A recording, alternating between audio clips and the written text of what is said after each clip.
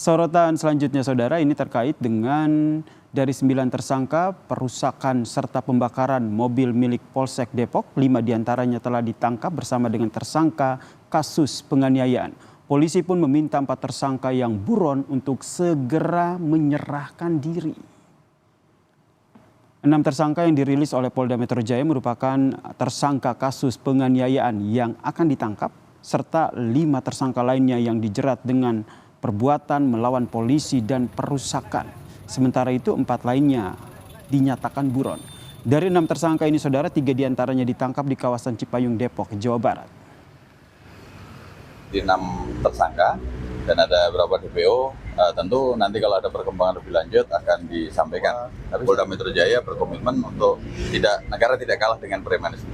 Itu akan diproses hukum lanjut, sudah diterbitkan DPO. Jadi itu di depan DPO berarti dari hasil pemeriksaan saksi mengarah kepada yang bersangkutan ada tindak pidana yang dilakukan oleh yang bersangkutan.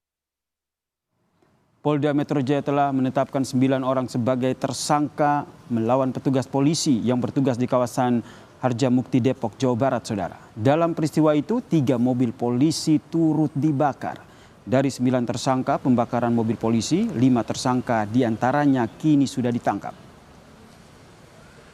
Tim sudah melakukan penangkapan terhadap 5 orang. Yang 1 sudah ditangkap Depok duluan, Polres Depok. Kemudian setelah pasca kejadian,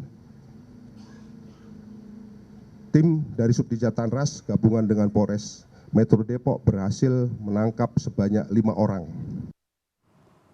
Sementara itu saudara, polisi tengah mengejar 4 tersangka yang masih buron. Polda Metro Jaya memburu 4 buronan yang ikut melawan anggota Polri dan membakar mobil polisi. Mereka juga menganiaya anggota Satreskrim Polres Metro Depok.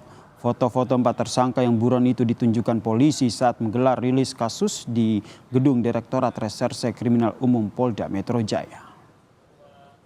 Kami juga sudah menetapkan 4 orang sebagai daftar pencarian orang.